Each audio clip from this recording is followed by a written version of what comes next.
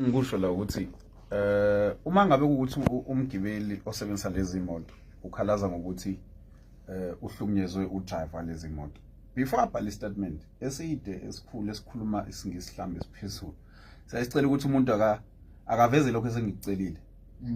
Nansi itrip ekade ngiyithatha isuke endaweni ethize iye endaweni ethize, imoto inhloboni, uhlobo lemoto, udriver, inumber plate, everything.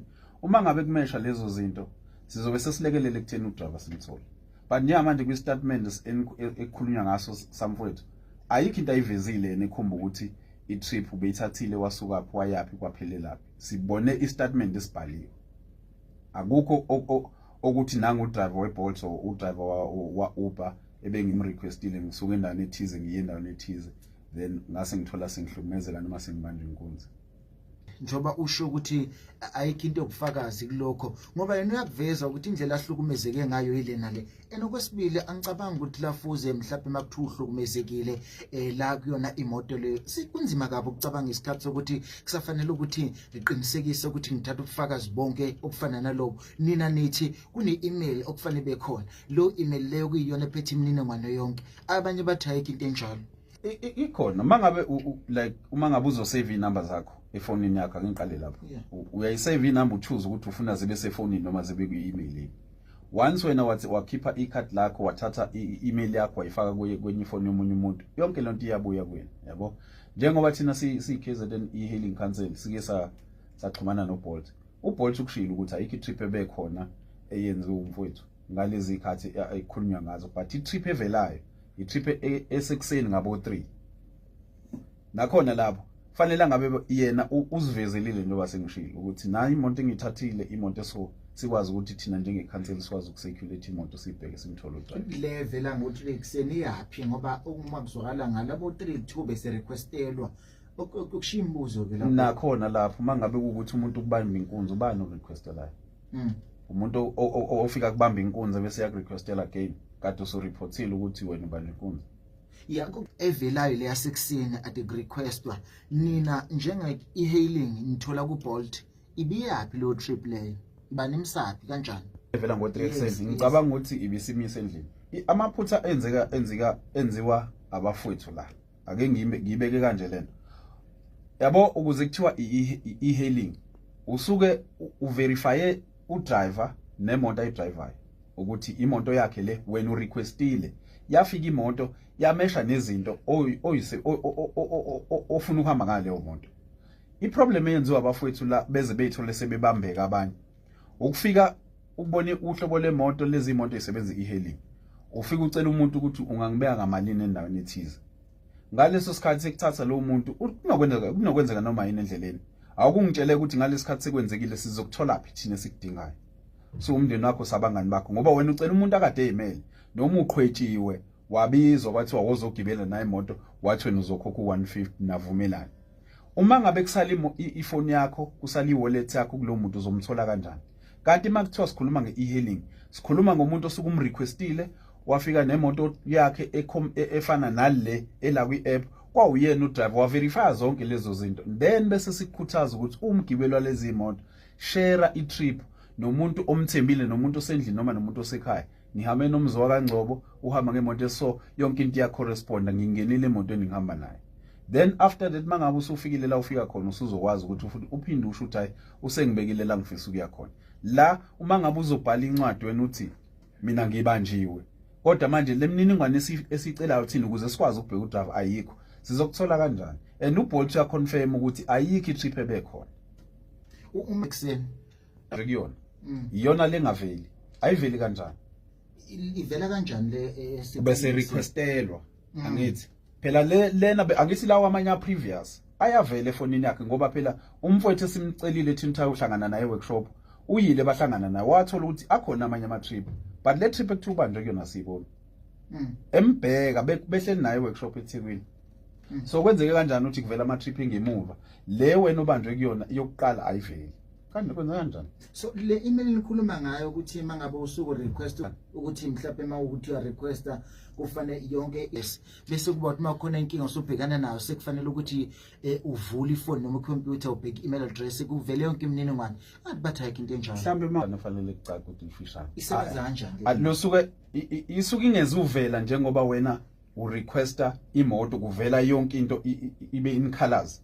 Mayisivela ngemuva ngithi uyobona uma usushuthe isithombe bese uthola ukuthi mhlambe sesidelete mhlambe kusele ukuthi la kufa ikhanda lomuntu but amagama nemoto kuyavela yabo kodwa kusuke ngingafani njengoba yabona mangase ngikuvezele ngikhulume ngento oyibona kodwa nawe uyawazi uBolt ukuthi mangabe uBolt urequesta kuvela umuntu ombona ukuthi umzongcobo lo mayesefika usuyambona ukuthi ubani lo mangabe kungesiyena uyakwazi ukubona umuntu esithombe akuyena lo even nemoto mangabe ifika uyazi ukuthi mina ngirequest iToyota then manje kwasekufika uVW iproblem yenziwa abantu ukuze bathole sebele imali iyona le ukuthi umuntu athi ngijahile usechazela istory udriver ngijahile ngicela ungibeke endaweni ethize urequest imoto enye wena why ujampe emotweni oyibona kahle ukuthi akusiyo uyenza kanjani lo phuthe njengana leyo so la ngoba nike naveza nokuthi kwesinye isikhathi kuyenzeka uthola ukuthi kunabantu akuyibona aba request abangena kwi-e-hailing ngoba siyazi ukuthi lezi imoto isebenza kakhulu ngomoya nge-network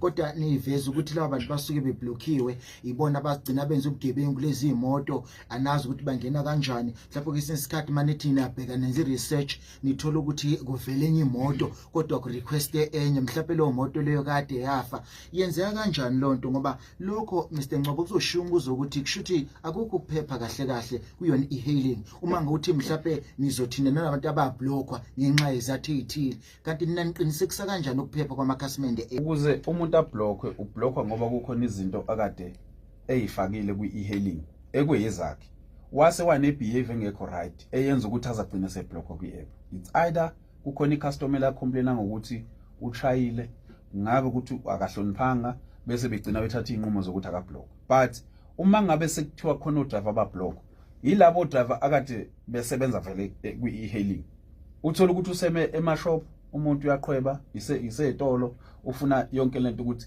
woza mfethu ngikuthathe ngo150 lo muntu kade esebenza kwi-e-hailing uyazi ukuthi kwi-industry e-hailing uhamba kanjani even nathi njengoba ubona kukhona let's say uBolt isikhathi esiningi into eyenzakalayo uthola ukuthi umuntu uyakwazi ukwenza i-app yaka Bolt manje a request ngayo ngoba i-customer verify angalutho uthola ukuthi udriver sebelimala kanjalo lo muntu une triple A1 uyaqala ukurequesta manje uzothi mayisenza ubugebengu ngaleyo nto leyo yaphinda ishintshe ingakho sayisacela ukuthi uBolt kwesisikhathi siyacela ukuthi kube kufane nathi uma i-request umuntu angimbone ukuthi uyena lo muntu but kuyafana futhi ngoba wena mawufika uhamba nabangani bakho no4 angikwazi ukuthi mina ngizothatha wena kuphela bese ngithi ngizohamba nawe ngoba wena urequestile so laba fowethu kulaba abanye abangenayo ama-app ngasho ukuthi abanye baba benza ubugebengu ngoba ekugcineni umuntu ufika aqhweba umuntu lapha mangabe esemtsotsa umuntu uzotholakala kanjani lo muntu lo kanti thina masithi usebenza nge-e-hailing urequestile walandwa kini wahanjiswa kini wena futhi wena uqinisekisile ukuthi imoto ngiyibonile yona udriver uyena so mayithatha lo muntu uzokwazi ukuthi umsecurity ngokuthi umfuni usitshele ukuthi nanga umuntu engimrequestile uhamba ngemoto ethize lo muntu okuqhwebile kade uyihambela wena navumelana ko150 ayikho into esingakwazi ukuyisho so kule statement esikamfowethu ukwazi ukunikeza isithombe esicela siyacela ukuthi aveze imoto eya request udriver request ukuthi wayibizwa ngobani imoto kwakuyimoto uhlobo lolu lemoto kwakuyisikhathini esukaphi ngoba mangabe kungaveli ima record lapha kuBolt kunzima ukusho okusho ukuthi mangabe kuzovela istatement ngoba yena uthi i-trip ya wipe yasuswa okusho ukuthi ngale la kusave khona ama trip kaBolt ukhona umuntu okwazi ukungena ngale phela kaBolt khona kaBolt njengana mangizotshintshe la ekhaya njoba ngila eCruise kune account la ekhaya umuntu okwazi ukusebenzisa i-account lo muntu uvumeleke ukusebenzisa i-account yabo uma save wala ekhaya ake ngisho njalo so ukhona nomunye umuntu okwazi ukuthinta i-account ngaphandle kwalomuntu ovumelekile la ekhaya athinta i-account so ingakho ke sithi no Bolt uyakwazi ubona itrip eyenzekile ingakho futhi uBolt eyayikwazi ukuthi mangabe ukuthi khona umuntu obanjiwe ubekade requestile imoto uzoyiveza uzosho nansi imoto ekade isuka la ngaleso sikhathi leso udriver uzokwazi ukuthi ablock investigate na udriver nithi senkundleni zokuxhumana kunilimaze kangana nabantu babhizi babhala enkundleni zokuxhumana bathi uBolt awudelete ususwe kulimazini abafowethu abaningi including mina ngiphila ngayo e-hailing yabo. So uma ngabe kuzothiwa uBolt awusukuso kukhona abantu aba-honest abasebenza honest la emgaqweni abangeke basebenza ubugebengu ngalezi zinto esizisebenzayo. Kukhona abantu abakhokhela zona lezi imoto ngawo lo Bolt and Uber esusebenza la emgaqweni. So uma ngabe kuzoba khona umuntu ozosebenzisa i-platform yokuthi uBolt awususwe ekubeni singenayo information egcwele yokuthi wagcwelezeka, kuhamba nje sizophila kanjani, kuzophilisana kanjani? Ngoba phela fanele umuntu acacise ukuthi uma ngabe uthi kwenzeka nansi into eyenzeka, ngicela ukuthi ningisize nansi imoto yangibamba bese sithola le information njengana le. So uma nithola ubufakazi njengamanje ukuthi mhlangane noma beyahlangana ngizwa la mangaphosisi khona kuyena ekuvezile then ukhuluma kwendawo ukuthi ngizovula icala, ngizolivula ndlela ngicala icala liveli likhona emaphoyiseni. Kodwa manje besothi thina sizocela ukuthi amaphoyisa asebenzisane nathi ngendlela ukuthi lo driver lo ubafu mangabe ukuthi unesiqiniseko sokuthi lento yenzeka akaveze yonke information efonakalayo. Uma ngabe kungenjalo kufanele avule icala lokuphazamisa ukusebenza nendlela esisebenza ngayo, ngoba egcineni okusho ukuthi khona abantu ekufanele baphelelwe itoho ekhuluma iphutha. kusho ukuthi yini enizogcina nivula icala manje? Kufanele silivule icala. No Bolt besingamncenxa futhi naye ukuthi akalivule icala lokuthi uphazamisa indlela yokusebenza kwakhe la eSouth Africa. Okay, mhlawumbe